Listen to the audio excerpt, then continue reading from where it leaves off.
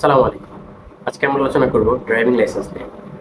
আমাদের দেশের প্রেক্ষাপটে ড্রাইভিং লাইসেন্স মূলত দুই প্রকার: পেশাদার ড্রাইভিং লাইসেন্স এবং অপেশাদার ড্রাইভিং লাইসেন্স। আপনার বয়স যদি 18 বছর হয় তাহলে আপনি অপেশাদার ড্রাইভিং লাইসেন্সের জন্য আবেদন করতে পারবেন। তবে পেশাদার ড্রাইভিং লাইসেন্স করার জন্য আপনার বয়স মিনিমাম 21 বছর হতে হবে। অপেশাদার ড্রাইভিং লাইসেন্সের মেয়াদ থাকবে 10 বছর এবং পেশাদার ড্রাইভিং লাইসেন্সের মেয়াদ 5 বছর। অর্থাৎ পেশাদার ড্রাইভিং লাইসেন্সের ক্ষেত্রে প্রতি 5 বছর পর পর আপনাকে লাইসেন্স নবায়ন করতে হবে, আর অপেশাদার ড্রাইভিং লাইসেন্সের ক্ষেত্রে প্রতি 10 বছর পর পর আপনাকে ড্রাইভিং লাইসেন্স নবায়ন করতে হবে। ড্রাইভিং লাইসেন্সের পরীক্ষা মূলত 3টে স্টেজে হয়: প্রথমত লিখিত, দ্বিতীয়ত ভাইভা এবং তৃতীয়ত প্র্যাকটিক্যাল।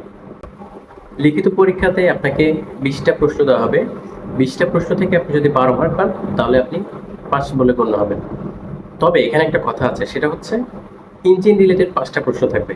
সেখান থেকে আপনাকে মিনিমাম 2টা প্রশ্নের উত্তর সঠিক দিতে হবে। অর্থাৎ ইন্ডিভিজুয়ালি আপনি সেখানে 5 মার্ক থেকে 2 মার্ক পাইতে হবে। সর্বমোট টোটাল যদি আপনি 12 মার্ক পান তাহলে আপনি পাস হবেন। এরপর আসে ভাইভা। ভাইভাতে খুব একটা কঠিন না, 2-একটা প্রশ্ন করবে, যেমন বিভিন্ন ট্রাফিক সাইন জিজ্ঞেস করতে পারে বা ড্রাইভিং রিলেটেড 2-একটা প্রশ্ন করে ছেড়ে দিবে।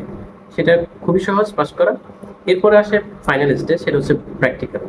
প্র্যাকটিক্যালটা একটু কঠিন, এজন্য আপনি যদি প্র্যাকটিস করে না যান তাহলে আসলে পাস করতে পারবেন না। এবং বিআরটিএতে যে গাড়িগুলো আছে সেগুলো খুবই পুরাতন, ওগুলো যদি আপনি অ্যাভয়েড করতে চান তাহলে আপনি নিজের গাড়ি নিয়ে যেতে পারেন।